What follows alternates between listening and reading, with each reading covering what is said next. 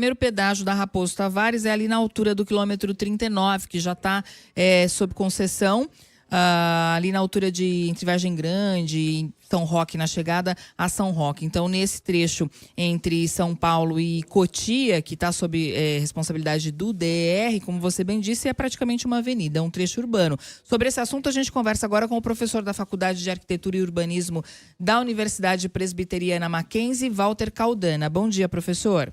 Bom dia. Bom, a Raposo Tavares é um problema, né? Esse trecho, pelo menos, entre São Paulo e Cotia, a população tem muita dificuldade de mobilidade, mas não me parece que seriam praças de pedágio e aumento de pistas que resolveriam isso. Gostaria de ouvir o senhor sobre esse ponto. Olha, você tem toda a razão. Na verdade, o pedágio ele está aí colocado, ofuscando outras questões que são muito mais importantes e muito mais estruturais. No sentido de que, primeiro, o pedágio não resolve nada, obviamente. Agora, o outro problema, e esse é um problema estrutural mais sério, é que a Raposo Tavares, no trecho que vai pelo menos do Rodoanel até a Marginal Pinheiros, ela precisa de uma ação que é o contrário do que se pretende fazer. Ela precisa ser municipalizada e urbanizada, porque ela é uma avenida, ela não é uma autoestrada. Ela deixou de ser uma autoestrada. Na verdade, ela é um elemento estranho hoje, nesse trecho, na medida em que ela está completamente ocupada dos dois lados. E esse é o ponto-chave, não é? Alguém comentou aí agora que há necessidade de fazer corredores de transporte coletivo rápido, ou seja, isso tudo, para que isso tudo aconteça, você tem que transformá-la naquilo que ela é, uma avenida. Na medida em que se mantém essa ideia de uma autoestrada e agora, então, segregada, com marginais e etc., você está indo contra a vocação da cidade. Então eu quero ir além da questão do pedágio. O pedágio em si, ele não vai resolver nada, ele é um acessório, mas o problema estrutural a Raposo Tavares precisa ser urbanizada, porque as suas laterais são cidade. E nesse sentido, ela tem que ser entendida como uma avenida importante de ligação de vários bairros populosos e com atividade econômica intensa da cidade de São Paulo. Professor, aí tem uma questão interessante, porque é uma rodovia, é um trecho urbano que poderia ser tratada como uma avenida. Só que como é que você vai ter pedágio dentro da cidade, por exemplo, que é uma queixa dos ouvintes, do pessoal que passa por lá, né? Não existe pedágio na cidade. Sem dúvida, as experiências de pedágio urbano espalhadas pelo mundo são sempre polêmicas e muito pouco eficientes. A própria Marginal Pinheiros-Tietê, sobretudo a Tietê, quando foi projetada, esse último projetão de 10, 12 anos atrás, a ideia era pedagiá-la. Por isso que ela tem a via expressa segregada e por condições políticas também não se colocou o pedágio na Marginal até hoje. E também porque se sabe que não resolve. Então, é esse o contrassenso que eu acho importante focar na discussão. Qual é o sentido de nós termos autoestradas desse porte chegando até a Marginal, no caso a Marginal Pinheiros, quando na verdade se fez um enorme esforço para construir o Rodoanel, justamente para que as estradas não venham para dentro da cidade. Né? Ou seja, a autoestrada dentro da cidade não é mais bem-vinda. A cidade já foi muito além. Recentemente fizeram um empreendimento imobiliário aí, nesse trecho da Raposo Tavares, que vai ter 50 mil pessoas. É um outro bairro. Um outro bairro.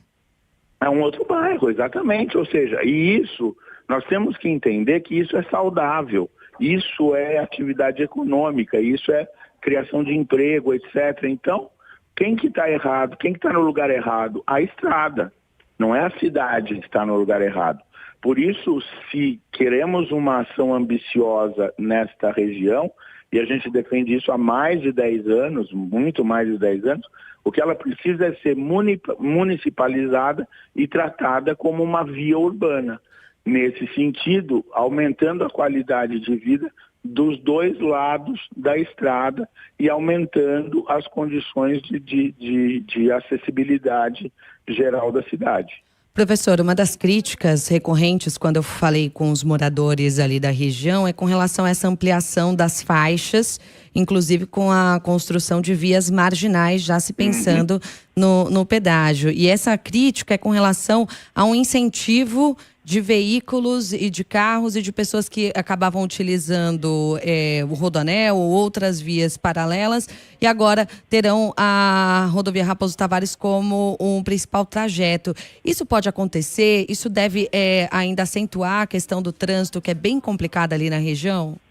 Sem dúvida nenhuma. Veja, na verdade, você não pode tratar o trânsito pontualmente, não é?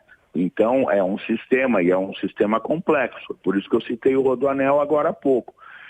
Na verdade, o que você tem é que você tem uma transferência de fluxos, e é óbvio que na medida que o pedágio é indesejado, quem usa cotidianamente acaba fazendo caminhos alternativos e complicando a situação aonde não é pedagiado, por um lado. Por outro lado, essa ideia de você segregar uma via expressa central pedagiada e criar vias marginais, na verdade, gera um impacto urbano e ambiental enorme nas laterais.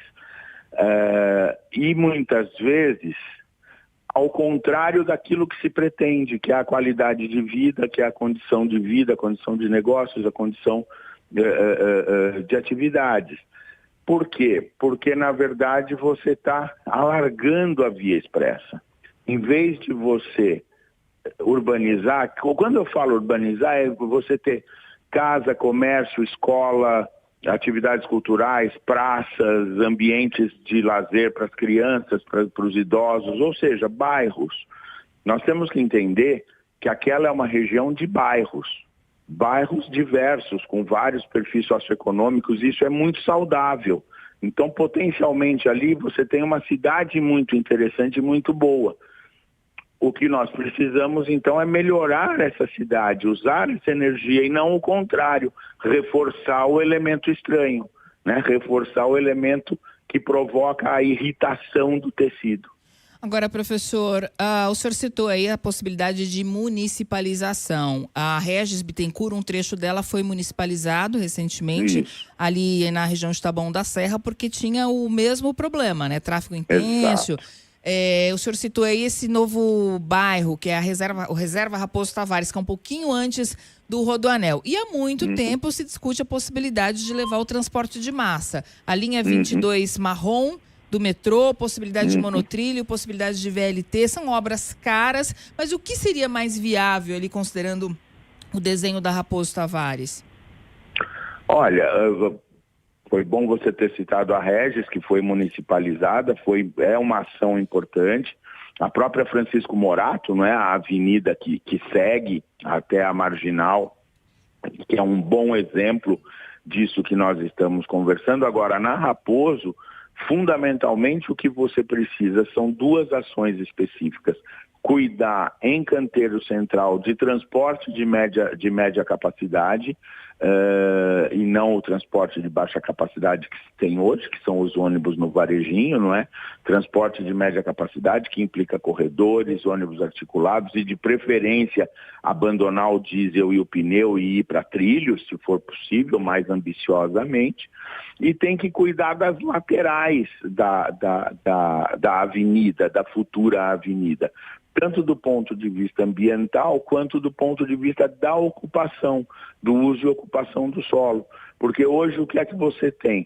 Você tem uma cidade construída, são muitos edifícios, muitos, está inclusive aumentando a densidade populacional, além da densidade construtiva, só que de uma maneira absolutamente rompida com a estrada, porque ela é uma estrada, é como se estivesse dando as costas. E isso, no curto e no médio prazo, é altamente nocivo. Problemas de segurança, principalmente problemas de segurança, problemas ambientais, ou seja, então você não melhora a condição de vida geral, ao contrário, você piora. Bom, metrô, nem sei se eu vou estar viva para ver o metrô chegar lá, mas monotrilho, VLT seriam possibilidades viáveis e que poderiam ser estruturas que levariam menos tempo, mais baratas, talvez? Monotrilho, certamente, possivelmente não, mas VLT, por exemplo, é interessante. Outros modais articulados que tenham o horário controlado, baseados em eletricidade ou outras energias limpas, sem dúvida nenhuma. Aliás, é fundamental, nós estamos atrasados. Outro aspecto desse projeto que também soa anacrônico é que na chegada na Marginal ele está prevendo túnel, trincheira, viaduto, ou seja, é um projeto fundamentalmente viário, não é projeto urbano. Só que projetos viários ficaram na década de 70, ficaram no século passado. Hoje o mundo todo, e São Paulo não pode perder esse bonde, por assim dizer, desculpe o trocadilho, mas hoje o que nós precisamos é de projetos urbanos, projetos que aumentem a qualidade de vida sistêmica, não é só o projeto viário.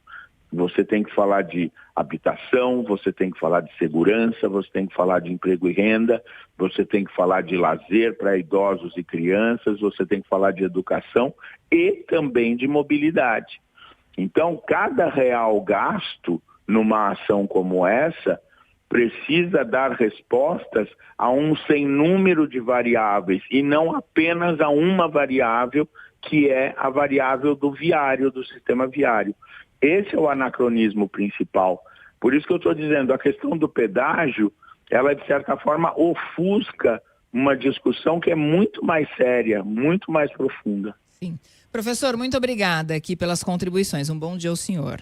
Obrigado. Até logo. Walter Caldana, professor da Faculdade de Arquitetura e Urbanismo da Universidade Presbiteriana Mackenzie, aqui nos ajudando a entender um pouco melhor essas possibilidades para que a mobilidade na Raposo Tavares seja melhorada, porque do jeito que está, não dá para continuar. Esse projeto que está em discussão aí não parece, ele não está pronto, importante frisar que ele não está pronto, mas pelo que a gente tem conhecimento até agora, as sugestões e as possibilidades aí estão indo um pouco contra o que realmente é necessário se fazer por lá.